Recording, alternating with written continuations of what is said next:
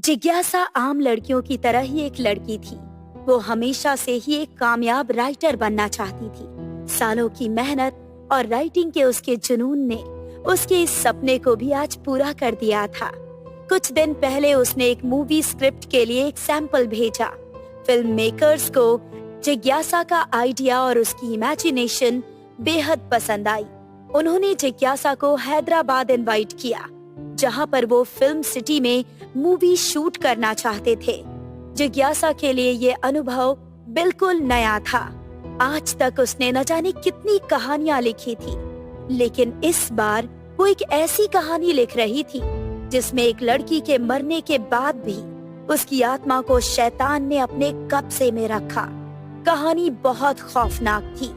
जिज्ञासा दिन रात तंत्र मंत्र भूत प्रेत आदि के बारे में ही रहस्यमयी बातें जानने में उलझी रहती थी, ताकि वो दुनिया के सामने एक ऐसी कहानी को दर्शा सके जो शायद आज तक कोई लेखक लिख नहीं पाया।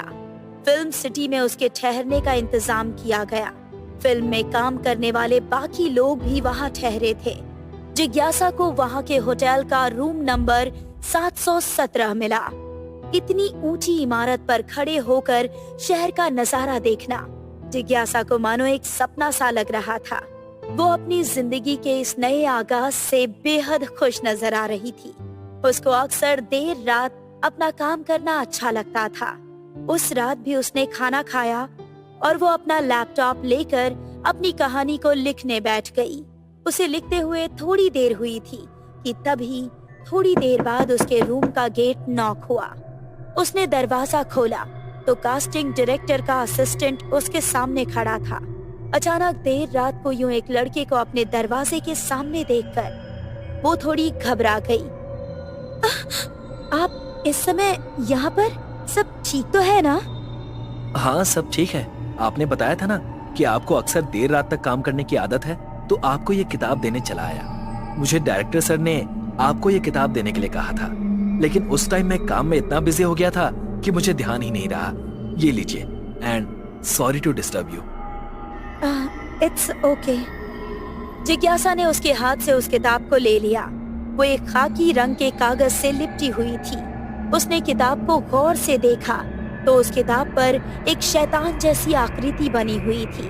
ऐसा लग रहा था कि एक बार इस किताब को कोई पढ़ लेगा तो मानो शैतान का गुलाम हो जाएगा। जिज्ञासा ने आज तक न जाने कितनी किताबें पढ़ी थी, लेकिन उसने आज तक कभी ऐसी भयानक किताब नहीं देखी थी। उसे देखकर उसकी इतनी हिम्मत भी नहीं हो रही थी कि वो उस किताब को खोलकर पढ़ सके। ये कैसी किताब भेज दी है डायरेक्टर सर ने मेरे पास? देखने में ही इतनी खतरनाक लग रही है। अगर इसके अंदर कुछ रूहानी मंत्र हुए तो मैं तो बुरी तरह फंस जाऊंगी।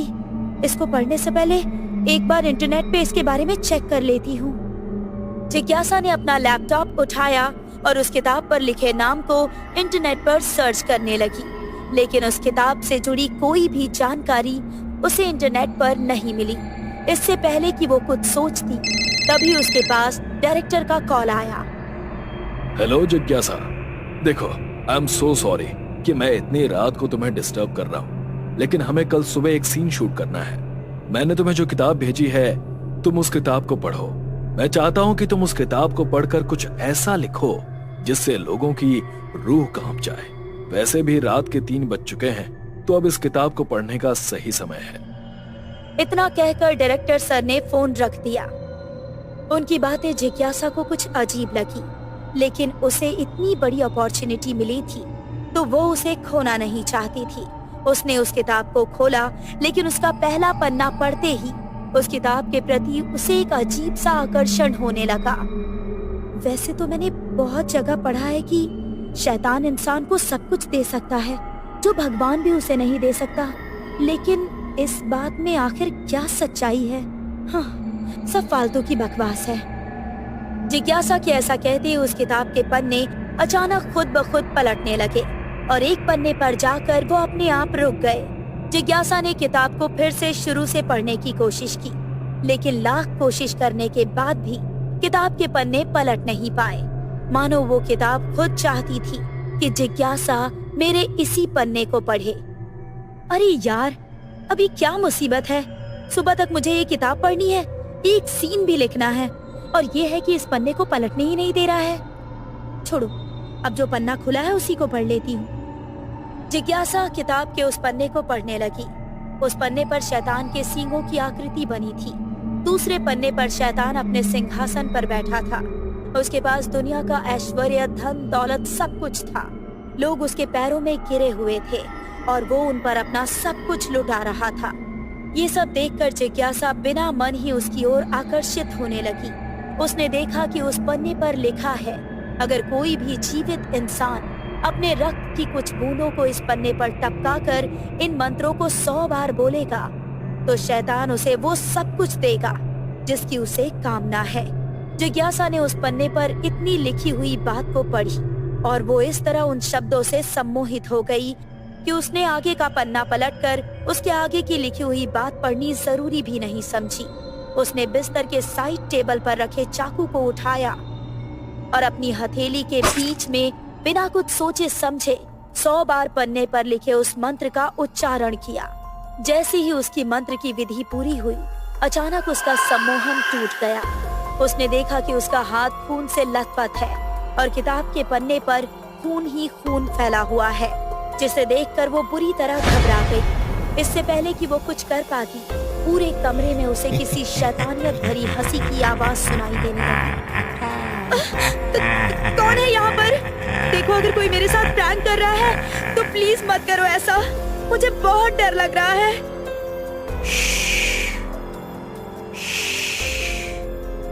उसके कानों में एक अजीब सी आवाज गूंज रही थी। उसे लग रहा था मानो कि कोई उसे चुप रहने का इशारा कर रहा है। कौन है यहाँ पर? जिज्ञासा बहुत घबराई हुई थी। वो अपने हाथ पैरों को भींचकर बिस्तर पर बैठी हुई थी। तभी उसे सामने वाली दीवार पर वैसी ही आकृति बनती हुई महसूस हुई जैसी उस किताब के पन्ने पर थी, मानो कि शैतान खुद उसके सामने आ गया था। अचानक कमरे के बंद खिड़की दरवाजे जोर जोर से बजने लगे। बाहर का मौसम बिल्कुल सामान्य था, लेकिन उसके कमरे में अचानक बहुत तेज ठंड हो गई। जिज्ञासा अपने पास किसी की मौजूदगी को अच्छी तरह महसूस कर सकती थी। उसने डर के मारे अपने चेहरे और अपने हाथ पैरों को भींचकर रोते हुए अपनी आंखें बंद कर ली। तभी उसे ऐसा लगा मानो कोई बेहद ही बड़ी परछाई उसके सामने आकर खड़ी हो गई हो।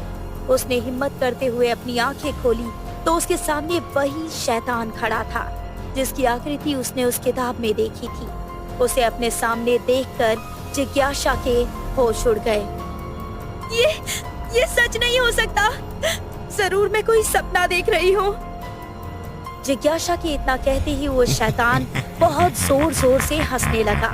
उसे इस तरह शैतानियत भरी हंसी हंसते हुए देखकर डर के मारे जिज्ञासा का पूरा शरीर पसीने से भीग गया। सपना नहीं, लेकिन मैं वो हूँ जो तुम्हारे सपनों को हकीकत में बदल देगा। बस तुम्हें वो करना होगा जो मैं तुम्हें करने के लिए कहूँगा। तुम यहाँ पर उस कहानी की तलाश में आई हो जो आज तक कोई नहीं लिख पाया। मैं तुम्हें वो कहानी दूंगा जिससे तुम हर उस मुकाम पर पहुंचोगी जहां तुम पहुंचना चाहती हो। हर शख्स तुम्हारी लिखी हुई कहानी का कायल होगा। दौलत, शोहरत, नाम, रुतबा सब मिल जाएगा तुम्हें। ऐसी कहानी लिख कर दूंगा मैं तुम्हें जो आज तक किसी ने क्या, आज के बाद भी कोई नहीं लिख पाएगा। कहो, क्या तुम्हें वो चाहिए? हाँ, मुझे वो चाहिए।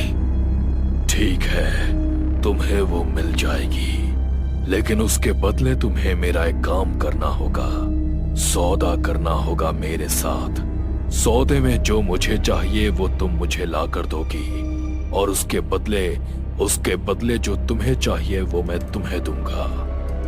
ठीक है, क्या करना होगा मुझे? बलि चाहिए मुझे मानव की।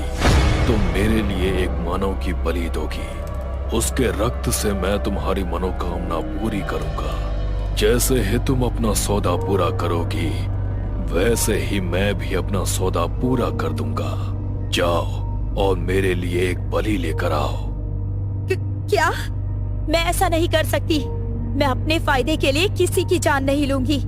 मैं जानती हूँ कि ये कहानी मेरे लिए बहुत जरूरी है, इससे मेरी जिंदगी बन सकती है, लेकिन मैं अपनी जिंदगी बनाने के लिए किसी और की जिंदगी तबाह नहीं कर सकती। कुछ नहीं चाहिए मुझे तुमसे, प्लीज चले जाओ यहाँ से।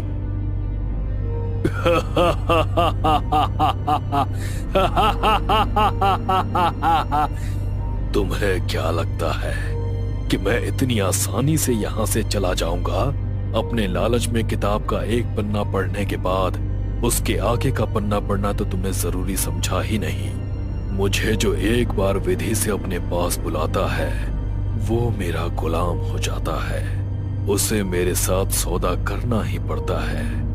मैं तुमसे आखिरी बार पूछ रहा हूँ, तुम मुझे बलि लाकर दोगी या नहीं? एक बात याद रखना, अगर तुमने मुझे बलि लाकर नहीं दी और मेरे सौदे को पूरा नहीं किया तो तुम्हारे साथ जो भी होगा उसकी जिम्मेदार तुम खुद होगी। चाहे जो भी हो, लेकिन मैं किसी की जान नहीं लूंगी। जिज्ञासा की ये बात सुनकर शैतान गुस्से से भर गया। उसने जिज्ञासा को बहुत ही शक्ति के साथ उठाया और सामने वाली दीवार पर दे मारा। जिज्ञासा के सिर से अब खून टपकने लगा था। उसने हल्के से अपनी आंखें खोली तो वो शैतान उसके सामने खड़ा था। शैतान ने जिज्ञासा की आंखों में देखकर कमरे में लगे पंखे की ओर इशारा किया तो जिज्ञासा बिना कुछ सोचे समझे इतनी चोटिल अवस्था में भी उठ खड़ी हुई। उसने अपने दुपट्टे को पंखे में लगाया और फांसी पर झूल गई। तभी अचानक होटल में फायर अलार्म बजने लगा। जिज्ञासा के बगल वाला कमरा ही असिस्टेंट का कमरा था। उसने बहुत देर तक जिज्ञासा का दरवाजा खटखटाया, लेकिन जब उसने दरवाजा नहीं खोला तो उसने दरवाजे को मास्टर की से खोला। सामने देखा तो जिज्ञासा फांसी पर लटकी हुई थी। उसके माथे से खून बह रहा था जो कि उसके बिस्तर पर जाकर गिर रहा था। वो भागकर उसकी ओर गया। उसने उसकी नब्ज को देखा तो वो अभी भी जिंदा थी। वो तुरंत ही उसे वहां से लेकर कुछ लोगों के साथ अस्पताल पहुंचा। 1 हफ्ते बाद जिज्ञासा को होश आया। उसकी जान बच गई थी, लेकिन उसे इस बात पर यकीन नहीं हो रहा था। उसके होश में आते ही कास्टिंग डायरेक्टर, असिस्टेंट और टीम के कुछ और लोग उससे मिलने के लिए आए। जिज्ञासा, जब तुम आई थी तब तुम बिल्कुल नॉर्मल थी। अचानक ऐसा क्या हो गया कि तुमने फांसी लगा ली? और तुम्हारे सर पर वो चोट कैसी थी? मैंने खुद से कुछ नहीं किया सर। उस रात आपने मेरे पास जो किताब भेजी थी उसकी वजह से ही मेरे साथ ये सब कुछ हुआ। किताब? कौन सी किताब? मैंने तो तुम्हारे पास कोई किताब नहीं भेजी। क्या? आपके असिस्टेंट विनोद सर ने ही तो मुझे वो किताब दी थी। आपको याद है ना विनोद सर? तुम क्या बोल रही हो जिज्ञासा? मैंने तो तुम्हें कोई भी किताब नहीं दी। आप ये सब क्या बोल रहे हो? अगर आपने मुझे वो किताब नहीं दी तो वो कौन था जो मुझे वो किताब देने आया था? और डायरेक्टर सर ने तो मुझे कॉल भी किया था रात के ठीक 3 बजे। जिज्ञासा की बातें सुनकर सब लोग गंभीर हो गए। एक बार को तो वो लोग मान भी लेते कि ये सब जिज्ञासा का भ्रम है, लेकिन जिज्ञासा के साथ जो हुआ वो नॉर्मल नहीं था। इसलिए उन लोगों ने भी जिज्ञासा की बात को सुनकर उसकी तह तक जाने की कोशिश की। बहुत रिसर्च हुई तो पता चला कि वहाँ पर जब भी किसी मूवी की शूटिंग होती है तो टीम के किसी न किसी मेंबर के साथ ऐसी घटना जरूर होती है। जिज्ञासा जिस रूम में रुकी थी उस रूम में पहले भी ऐसी घटनाएं हो चुकी थी। जिज्ञासा खुद भी अपने साथ हुई उस घटना के बारे में जानना चाहती थी। ठीक होने के बाद वो दोबारा वहाँ पर नहीं गई, लेकिन उस जगह के एक केयर टेकर थे जो लगभग अब 80 साल के हो चुके थे। जिज्ञासा ने किसी तरह उनका पता लगाया और उनसे मिलने पहुंची तो उसने उस रात अपने साथ घटी हर एक बात उन्हें बताई। तब केयर टेकर अंकल ने जिज्ञासा को फिल्म सिटी के उस होटल रूम की सारी सच्चाई बताई। तुम किस्मत वाली हो बेटा, जो वहाँ से जिंदा लौट कर आ गई। मेरे पिताजी उसी होटल में केयर टेकर थे, लेकिन उनकी बीमारी के चलते मेरे बचपन में ही उनकी मौत हो गई थी। मेरी माँ बहुत बीमार रहती थी, इसीलिए जब मैं 16 साल का हुआ तब से उस होटल का केयर टेकर बन गया। जिस रूम में तुम रुकी थी उस रूम में एक ब्रिटिश आदमी रहता था। वो कुछ अजीब सा था, ना कभी किसी से बात करता था, ना ही कभी किसी की बात का जवाब देता था।